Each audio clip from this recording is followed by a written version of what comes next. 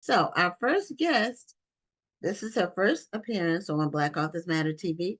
Her name is Sharon M. Draper, and she writes books for middle grade children, students, and she's got lots of books in her backlist.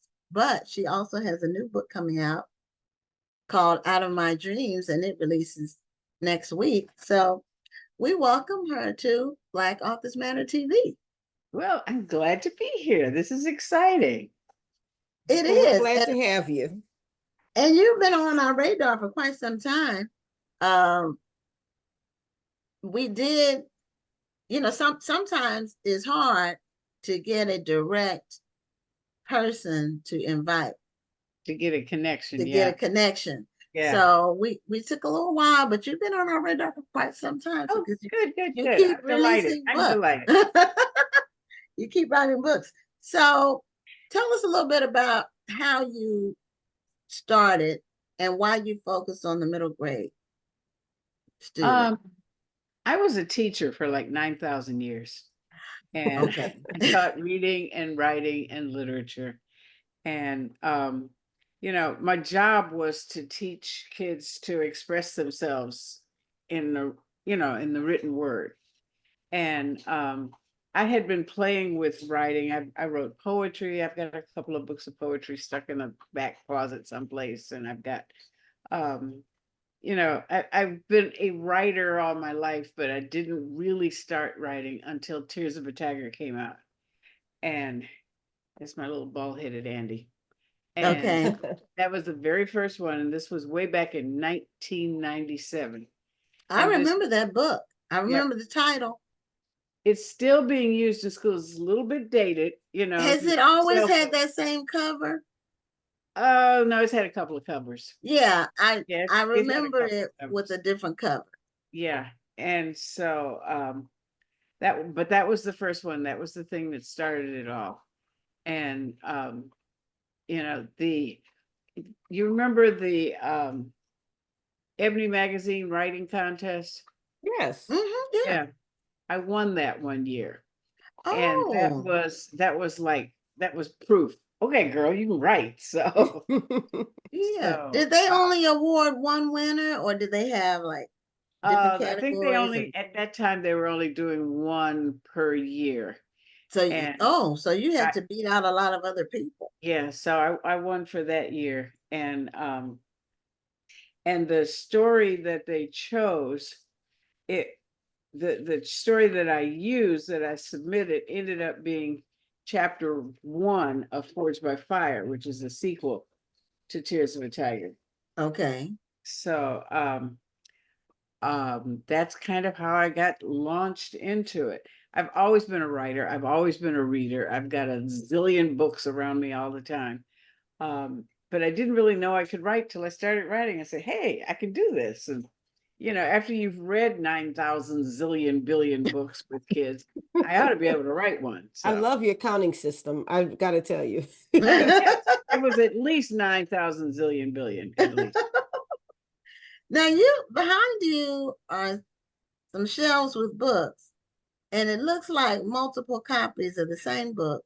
Yes. So are those your books? Yes, those are mine. Oh, okay. When a Okay. book comes out, they send you a little box of books, Okay. so I can give them to friends or family or whoever. But Okay. they send a little box that's mine to do with what I want. So those are my samples for.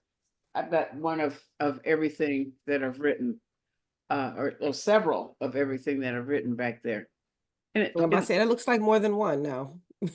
what? Said it looks like more than one of everything you've written. Oh yeah, I've got multiple copies. That way, if somebody says, "I need a copy of," I've got one for you. Okay. So how many titles do you have released up to the one that you're releasing next week? Do you know about how many? 30, 32, 30. I think it's in the 30s. It's in the 30s. Okay. Yeah. And are all of them middle grade? No, I wrote a few for elementary. Okay. I wrote the Ziggy books, and those are featuring Black boys.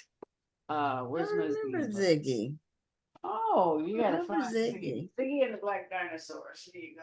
Yeah, I remember Ziggy. I remember Yeah, hearing about Ziggy. Ziggy. Yeah, there's the Ziggy books. This is Ziggy and the Black Dinosaurs. Okay. Larry. And there's one, two, three, four, five, six of these. And they Oh, ended up calling them the Clubhouse Mysteries. But these are just um I started writing them because of my two sons.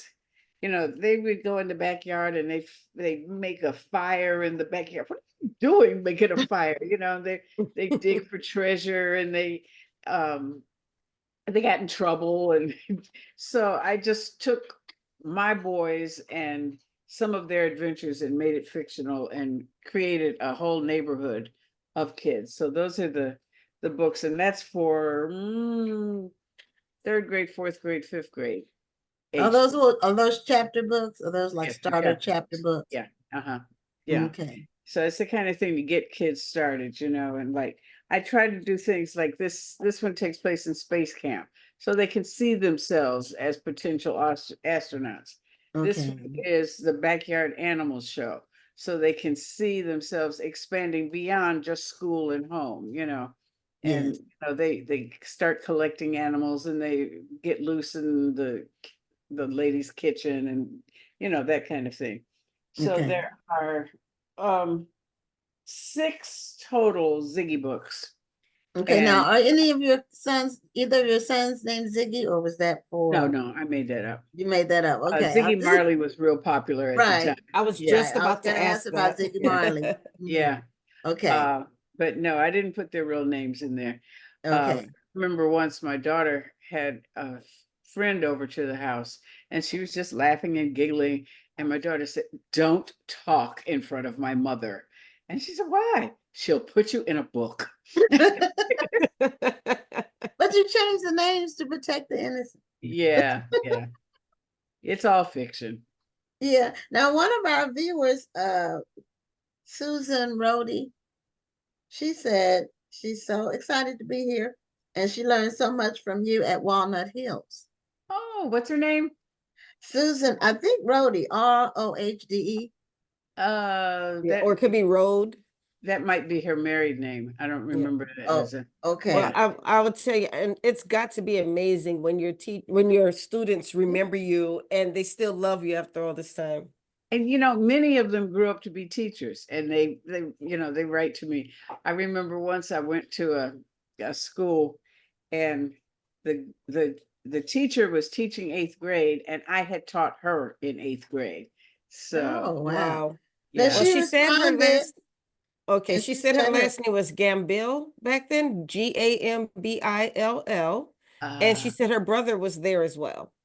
her uh, brother Michael was there too, she said. I remember that name. I remember the last name. Because you've had lots and lots of students, Oh probably yeah. thousands Oh over yeah. the years. 10 years Yeah. and Yeah. 5 classes of how they divide them up during the day. And so uh but I Yeah. enjoyed it. And that is how I learned how kids think, how kids act, how kids react, how they react with each other. And some of these, like with the teen books, they're a little bit dated because technology has caught up with us. Right. These Yeah. kids are not Yeah. on a tablet or a phone all the time. They Yeah. actually go outside and play. They actually, walk around the neighborhood and talk to each other. So I need to write a more contemporary book with what kids are actually doing today. But I've got Yeah, it's good to write from a vantage point of what we want kids to do, what we would like them to be doing, yeah. as opposed to what they actually are doing. Although I have a children's book series, and the kids they don't really play outside, but they talk about uh, doing things and using like shopping online. What's Mine the is newer. what's the name of My the series? series is called Kids Biz, and it teaches I've children seen how to that. be entrepreneurs. I've seen that. I've seen Oh that. yeah, Yeah. okay. Well, it Yeah. has 3 friends on there, and it's for like 5 to 8, 5 to maybe 10, maybe. Okay. But it's each book, they do something different to earn money for things they want. Wonderful. Oh, that is so cool. Yeah. Yeah, so I have to get so that for my grandkids. well, I would love you to. And but all my I'm books are on sure. Amazon. Yeah, I think the other good thing, when if even if you don't update the book, I think sometimes it's good for kids of today to see that kids of yesterday were not that different. They Right. may not Yeah. have had the video games or the or social media, but their cares, the way they had fun Right. was still pretty Right. similar. Right. Their concerns, their worries, their Yes. concerns about their parents, because a kid can't do anything, if they're, the household is not in order. And Yeah. so I put all of that in there. I've got, like one of them, Forged by Fire, deals with child abuse. And nice kid, but his stepfather beats him up. And so it deals with child abuse. And I touch on some touchy things, but on a level that a teenager can understand. I don't go too deep. Hmm. Yeah. Well, maybe in reading about kids who do other things other than sit on their phones or tablets all day or video games, maybe they'll get some ideas and do. There's actually like science and about development and children of today that they need more interaction. And COVID didn't help the Right. situation. Oh yeah. It Yeah. really exacerbated the Ex- beginnings of it. exactly. And it's human interaction is crucial for us Right. as human beings, Right. adults and children, but especially children because they're not fully formed yet. They're developing. Yeah. I worry a little bit about these children of the pandemic. Yes, They didn't get what we got in the school with the teacher and the rules and the desks and they didn't get right, that. They did everything online for a couple of years. It right. was and I think as they become adults, it's going to show up that there's something missing from that group because they didn't get that classroom instruction at Right, the right. time where they should have. It's probably going to show up before then, but Yeah. including adulthood. Hmm. So tell us about your new book, Out of My Mind. It's a series, and do you have a arc because it comes out next week? I But I do. I've got two new books. oh, Uh, Michael Gambill is on too, and he said it's such a pleasure to see you and hear your voice after all these years. So Hi, her Michael. brother, You her probably have brother's homework due.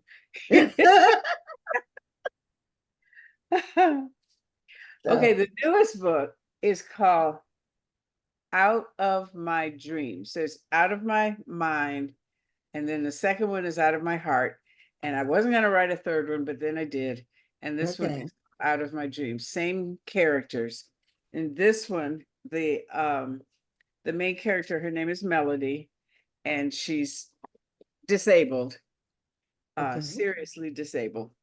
And uh but she saves the life. In the first chapter, she saves somebody's life, uh mostly because she knew how to call 911. And she ends up taking a trip to London because I had to change the scenery. In the second book, she goes to summer camp.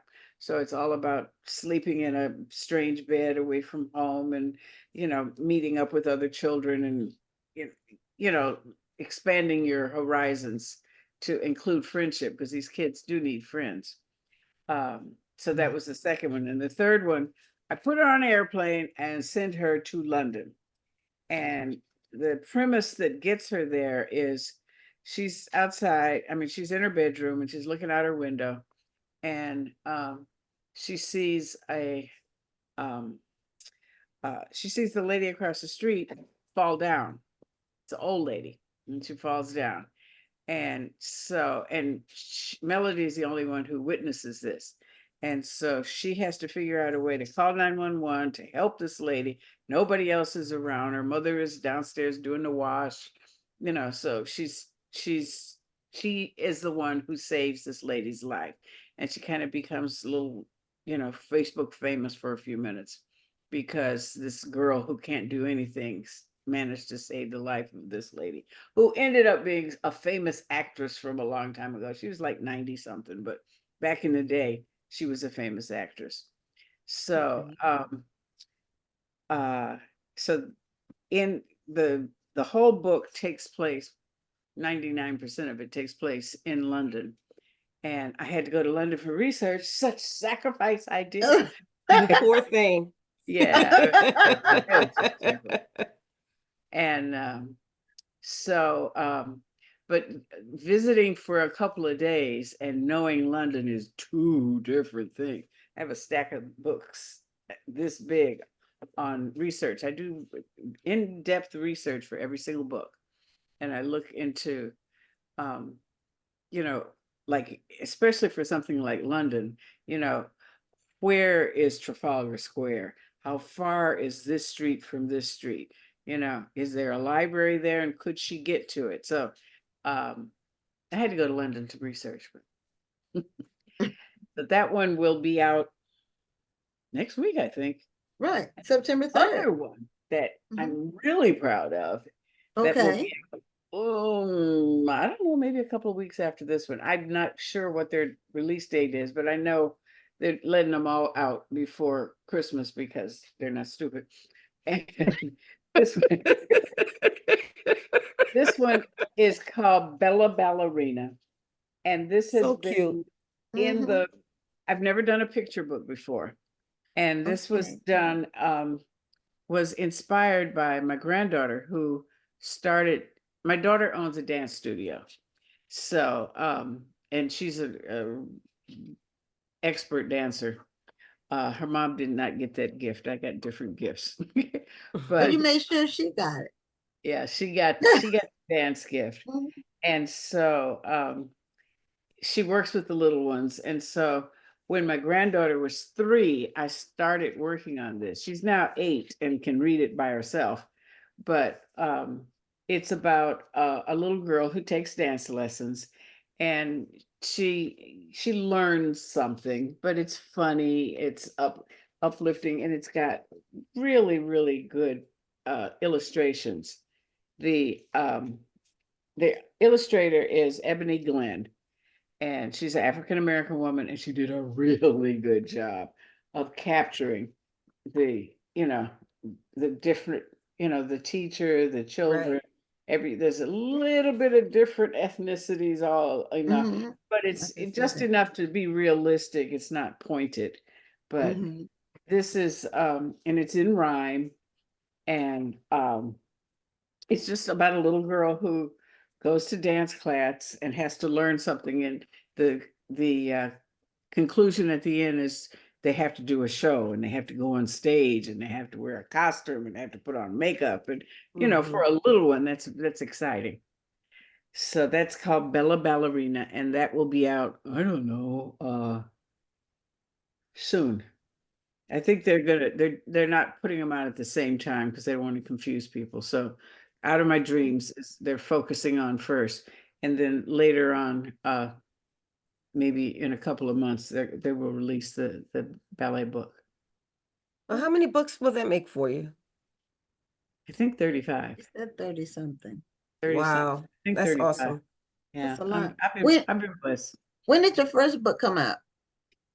Whew, that's going to tell you how old I am. Well, But it was back in the 90s. Tears of a Tiger came out in 1997. okay. Okay. Yes. I think you did mention that. Yes, Yeah. you So it's did. been I was over I'm I trying was to a think the child. period of Yes. time. I was 12.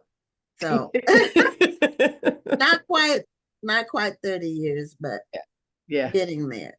Yeah. So when you did you anticipate releasing all these books when you wrote the first one? No, no, No. no. I was a teacher, and I knew I could write because I knew how to teach writing, and I would scribble and write things myself all the time. But I had this idea of to write a book for the kids that I'm reading, because you know what they make you do. We had to read Charles Dickens and, Silas Marner and all of the books that are put in the curriculum for kids to read. There was nothing. Oh, we got to read one Langston Hughes poem every year. But unless I brought in extra activities for the kids, there was not a whole lot of racial differentiation in the books early on. You know that. You're right. Yeah. Right. Yeah. Mhm. So when I wrote the book, I was teaching high school, and people say, "Well, which student is that?" I don't know. When you work with 8 classes a day, they all kind of merge together. But it's about a boy, um, who just wants to get out of 9th grade. I mean, he plays basketball. He likes a girl. There's nothing outstanding about him except what happens to him.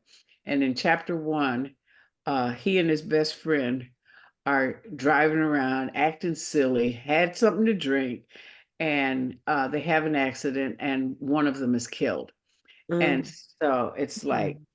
it hits them real hard, and deals with grief, it deals with guilt, it deals with all of the emotions that goes along with that.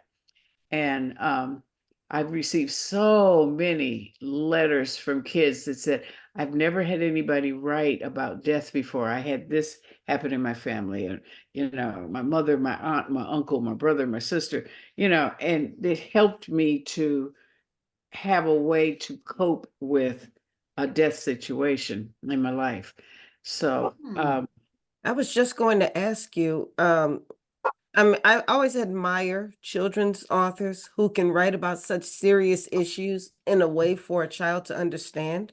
And when you write about death, and I know that these aren't young readers, but still, they're still yeah, in that young yeah, developing yeah, they're age. How do teenagers. you Yeah. write about something like that and then be able to write it in a way that resonates with them? I don't know. When kids ask me that questions like that, I say, if you put me in the kitchen on Thanksgiving Day, you would kick me out because I'm not a very good cook. That's not my gift. You know, I'm not a good cook. But if you give me a bunch of words and you give me a story, I can write a story.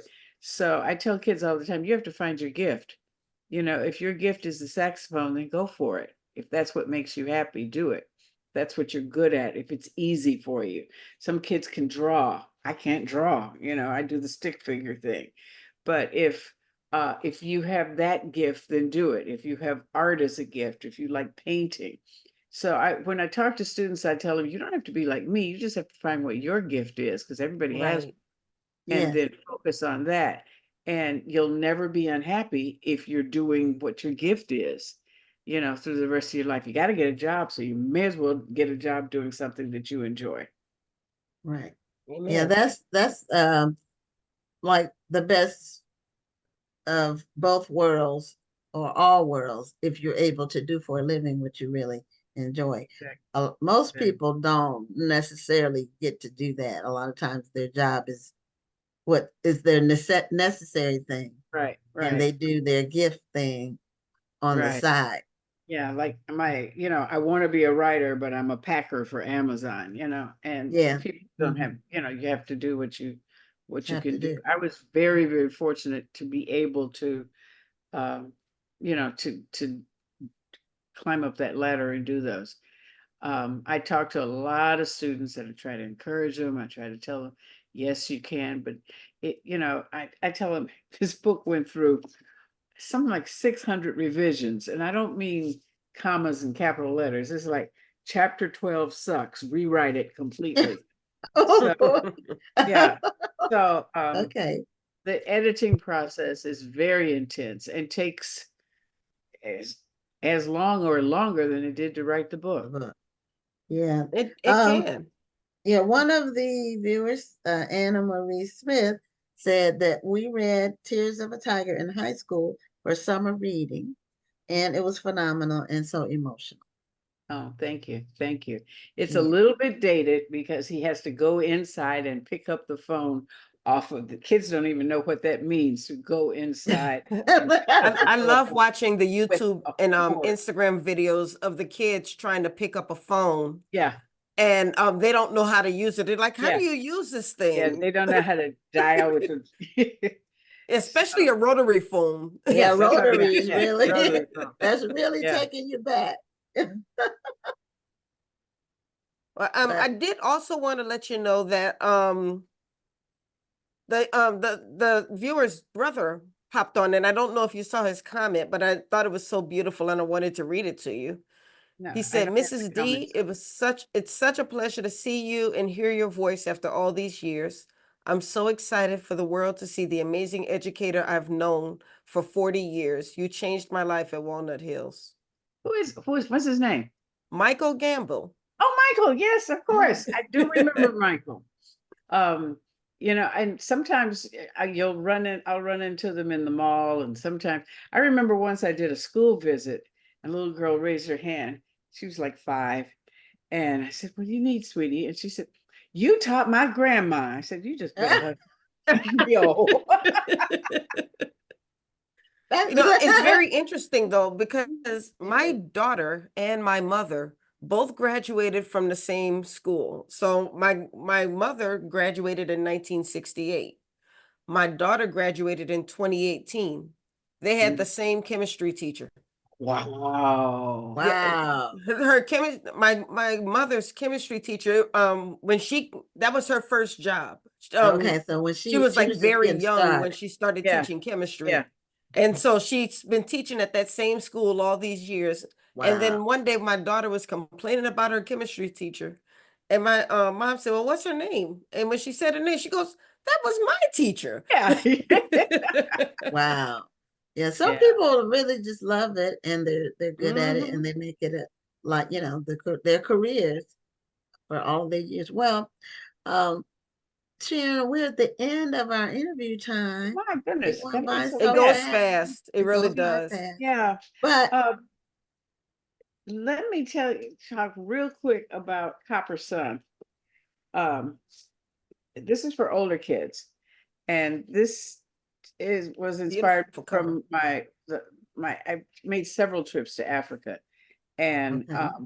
somewhere in the process of all those trips, I came out of this. It's called Copper Sun. It's about a girl who's happy in love, got a mama who loves her, a daddy who loves her, a boyfriend who's cute, and everything is perfect in her life, and then the slavers come, and so the story Mm. takes it's her story from Oh, okay. happiness in the motherland to being on a ship and being a slave in the new Oh, world. So okay. that's Copper Sun, and that's for older kids. That's I'd say Mhm. 8th grade and up.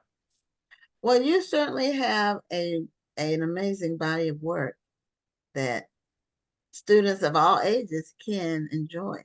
So we really appreciate your having such a commitment to literature and to young readers. And we know you're going to be continually successful. Well, thank Yes, you. and we did put your link in the Okay. chat. So if Okay. anybody wants to support any of these beautiful books, you can just click on www.sharondraper.com Yes. /books. Okay. And they can also I'm on email and Facebook too, so they know how to find me. The kids know how to do that. Uh, and if they send me an email, I will respond. Might not be quick, but I will respond. And Okay. for the young people, I just want to tell them, find a book and read it. Find something that fascinates you. Find the thing that makes you happy. If you're good at the clarinet, then do that. If you're good at Amen. baseball, then do that. Find the thing that makes you happy. You got to work all your life. You may as well enjoy it.